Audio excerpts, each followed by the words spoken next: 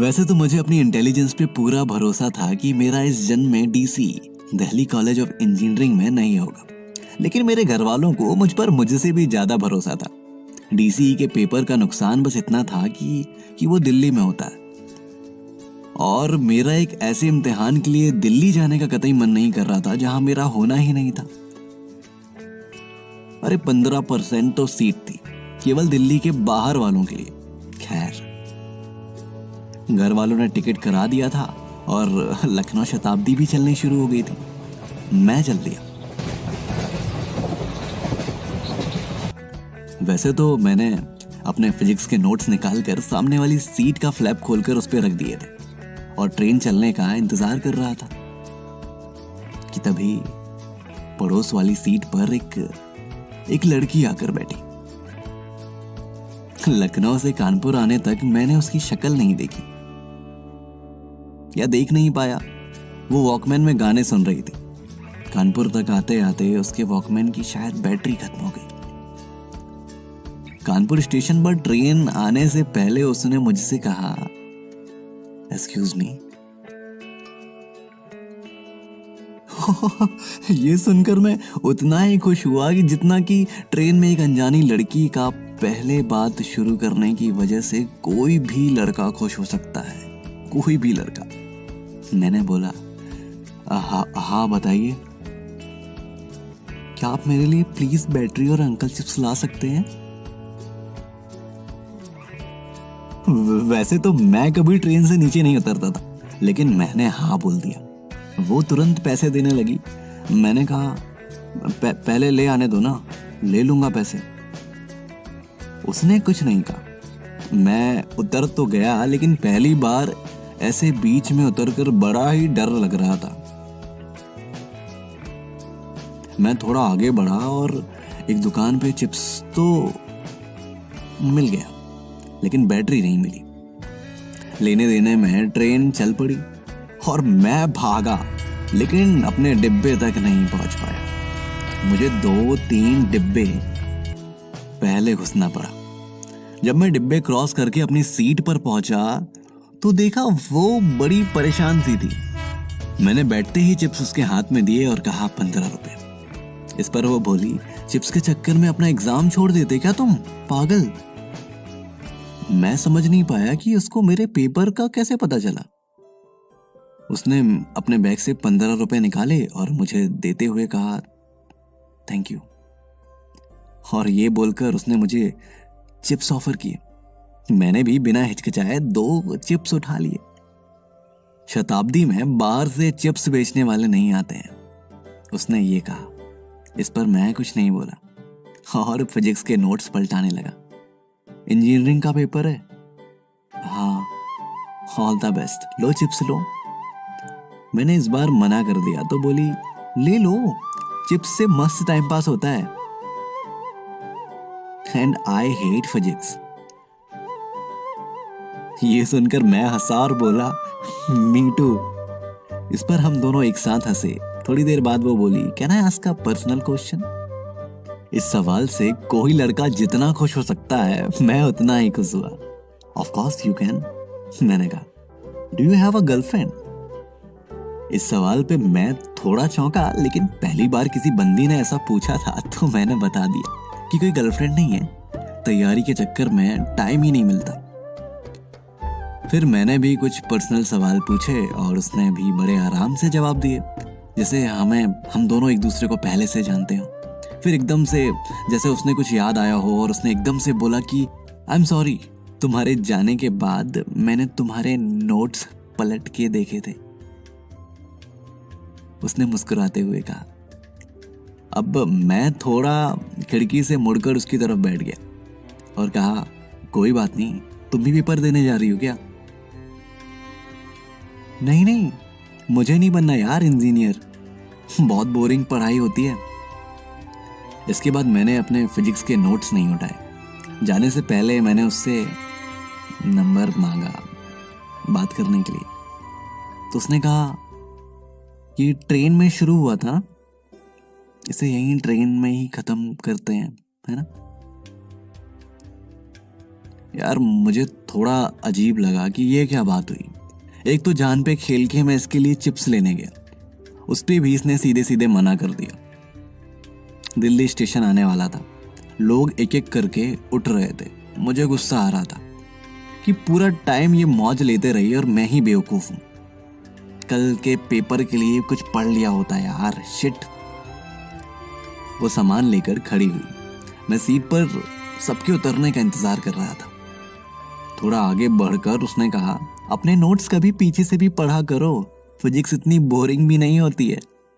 मैंने फटाफट अपना रजिस्टर पीछे से खोला, उस पे एक नंबर लिखा था और नंबर के नीचे लिखा था गरिमा।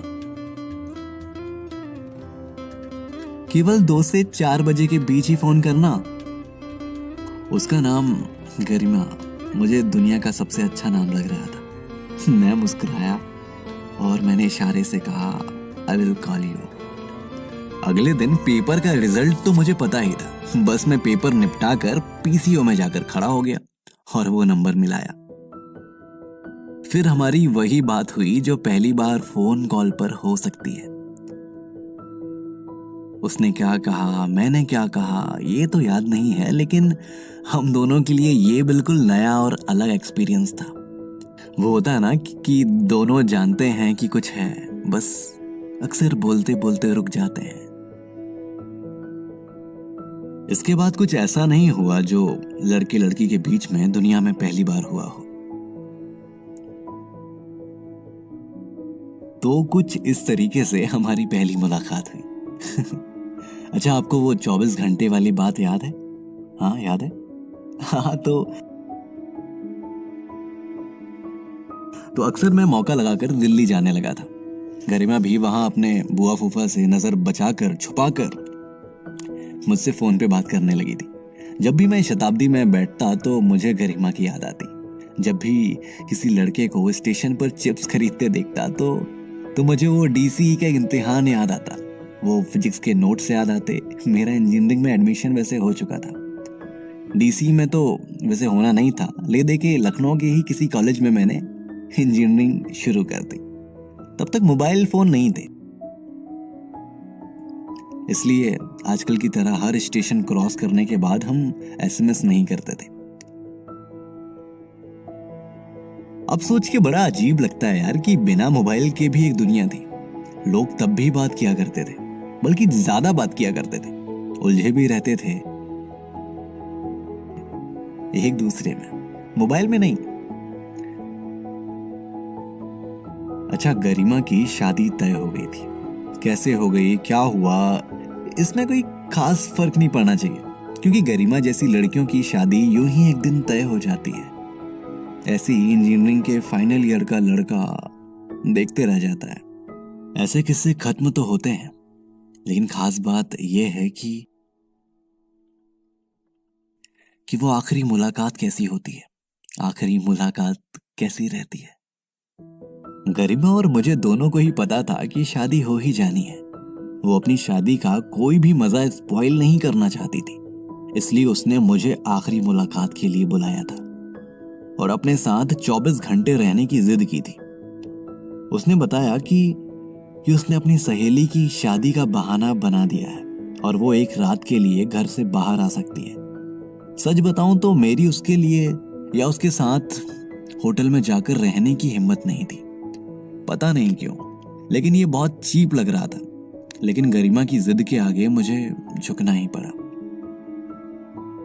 मैंने होटल की एंट्री की। वहां पर साथ में रुकने के लिए रिलेशनशिप वाला कॉलम भरना था। मैंने बड़े ही कॉन्फिडेंस से वाइफ भरा।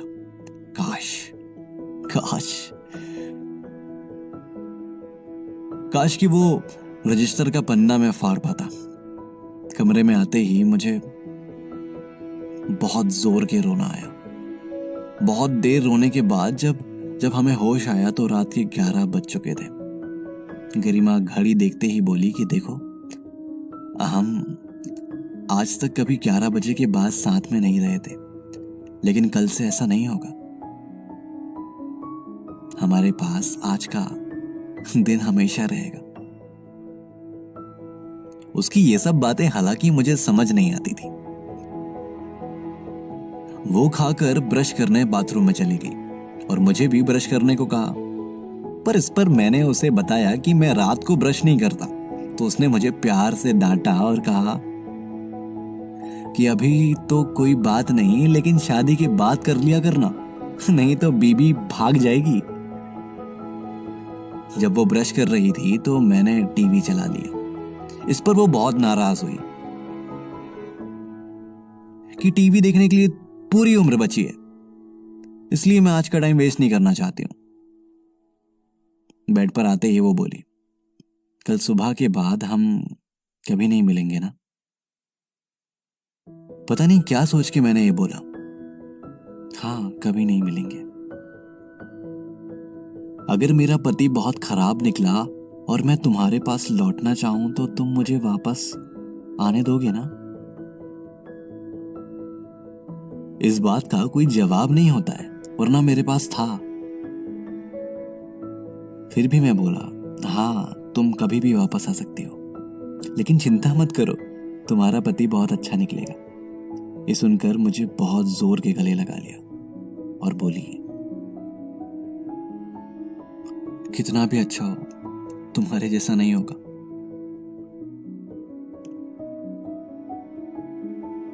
और ना ही तुम्हें मेरी जैसी बीवी मिलेगी, समझे।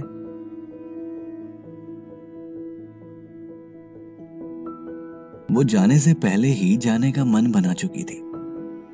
मैं इस आखिरी रात में कुछ ऐसा नहीं चाहता था जिसकी वजह से मुझे बाद में पूरी जिंदगी बुरा लगता रहे। हम बहुत देर तक चुप रहे। फिर मैंने कहा, चलो थोड़ी देर सो जाते हैं। तो उसने मना कर दिया कि वो रात को सोकर वेस्ट नहीं करना चाहती। थोड़ी देर में उसने फिर से घड़ी देखी और कहा, 2 बज गए हैं, सुबह के 8 बजने में केवल 6 घंटे बचे हैं। अब मुझे बस ऐसा लग रहा था कि सुबह के 8 जल्दी बजे। पता नहीं क्यों, लेकिन मुझे ये 24 घंटे साथ में रहने में थोड़ी खींच मच रही थी। इसके बाद उसने कहा, मुझे फील करना है तुम्हें। मतलब कि मुझे फील करना है तुम्हें। अब क्यों? अब अपने पति को फील करना? नहीं, जिनको इतना प्यार किया, मुझे पता तो होना चाहिए कि वो फील करना कैसा था। इसके बाद उसने मुझे और मैंने उसे पहली बार फील किया। फील करने के बाद वो बोली, वी वर परफेक्ट। वह फिर से रोने लगी और दोबारा बोली, मैं वापस आऊंगी तो एक्सेप्ट कर लोगे ना मुझे। मैं बोला, मैं तो वेट करूंगा तुम्हारा, तुम सोच लो, तुम वापस आ पाओगी। वो वही बोली जो ऐसे मौके पर हर एक लड़की बोलती है, जो कभी वापस नहीं आती। पक्का आऊंगी एक दिन। और वो दिन आज तक इस दुनिया में नहीं आया। केवल 1 घंटा बचा है, उसने रोते हुए कहा। मेरे बाल में तेल लगा दो, सर में बहुत दर्द हो रहा है। उसने मेरे बालों में तेल लगाया और बाल कटवाने को कहा। बताया कि उसे मैं केवल छोटे बालों में ही अच्छा लगता हूं। जब वो बालों में तेल लगा रही थी तो मैंने उससे कहा, हमें एक दूसरे को फील नहीं करना चाहिए था। तो उसने कहा, मैं तुम्हारे साथ किसी और को अपने से पहले नहीं देखना चाहती थी। तुम नहीं समझोगे, छोड़ो। इसके बाद उसने बताया, 8 बजने में 15 मिनट है। वो कुछ कहना चाहती थी, लेकिन मेरा कुछ सुनने का मन नहीं था। बस कभी कभी कुछ बोलने का मन नहीं होता है ना, वैसा ही। 8 बजते ही उसने आखिरी बार मेरे माथे पर अपने होंठ रखे और कहा, 24 घंटे पूरे हो गए, एक आखिरी प्रॉमिस करो मुझसे। उसने कहा, बोलो क्या प्रॉमिस? सच्चा प्यार करते हो ना तुम? हाँ। प्रॉमिस क्या करना है, बोलो। एक अच्छी सी लड़की ढूंढ लेना, बिल्कुल मेरे जैसी। नहीं ढूंढूंगा, ढूंढ लेना तुम्हें मेरी कसम। एक और आखिरी प्रॉमिस करो मुझसे। कितनी बार प्रॉमिस कराओगी? अब क्या? मुझे या मेरे घर वालों को कभी कॉल नहीं करोगे तुम? इस बात पर मुझे रोना आ गया। मैं बस इतना कह पाया। कभी बहुत याद आई तो भी नहीं।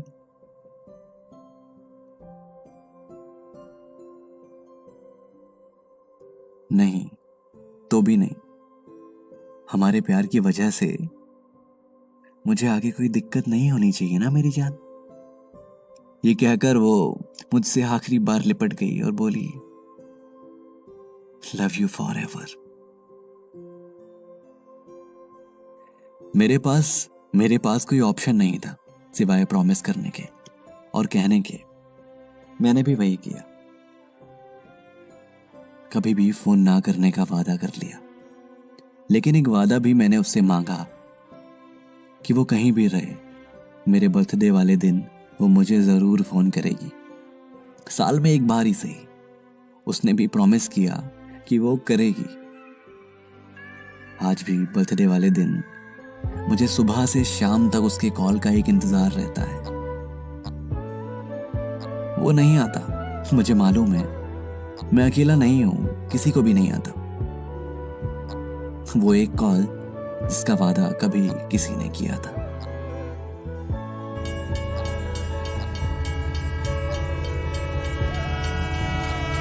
कहां से कहां पहुंच गया। मैं दिल्ली से लखनऊ गरिमा से आखिरी बार मिलकर लौट रहा था। ट्रेन कोहरे की वजह से करीब 5-6 घंटे लेट थी। सबसे ऊपर वाली सीट पर एक लड़की थी, याद है ना, जो इंजीनियरिंग के दूसरे साल में थी। उसकी नजर बहुत देर से अखबार के रंगीन वाले पन्ने पर थी, जिसमें हीरो हीरोइन के बारे में चटपटा मसालेदार लिखा होता है। हाँ, उसको जो हीरो पसंद था, उसके अफेयर वाली खबर को वो ये मान लेती थी कि ये अखबार वाले हैं, कुछ भी छाप देते हैं। ट्रेन के सफर की सबसे अच्छी बात क्या है, ये मुझे नहीं मालूम, लेकिन हाँ, मैं कभी ट्रेन में बोर नहीं होता। हर बार कुछ ना कुछ ऐसा मिल जाता है जिसके सहारे पूरा सफर बड़े आराम से कट जाता है। गरिमा से मेरी आखिरी मुलाकात में मैं उसे और वो मुझे पहली बार फील कर चुके थे। उसने मुझसे कुछ वादे मांगे थे और मैंने उससे। उसने बार बार मुझसे यही कहा था कि मैं कोई अच्छी सी लड़की ढूंढ रहा। ऊपर से जो लड़की बहुत देर से अखबार के रंगीन वाले पन्ने को देखी जा रही थी, उसने मुझसे अखबार मांगा।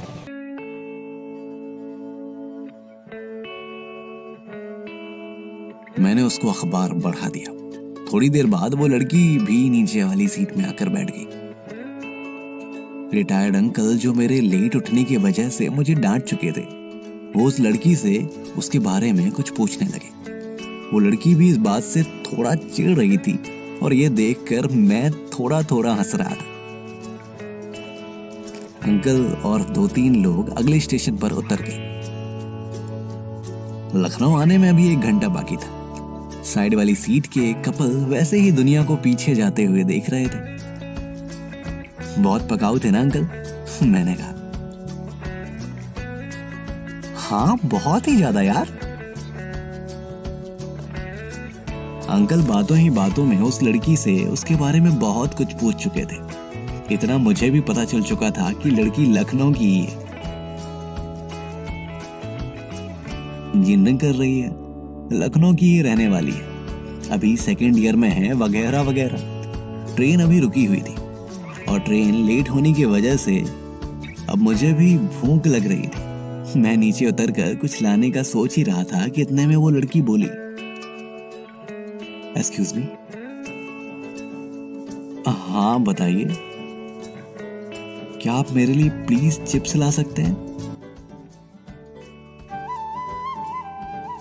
मैं 1-2 सेकंड कुछ सोचा और कहा, हाँ क्यों नहीं। चिप्स लाने के बाद हमारी थोड़ी बहुत बात शुरू हुई। फॉर्मल सी बातें, वही बातों से वो थोड़ा बोर हो रही थी। उसने पूछा, can I ask a personal question? Of course you can, मैंने कहा। Do you have a girlfriend?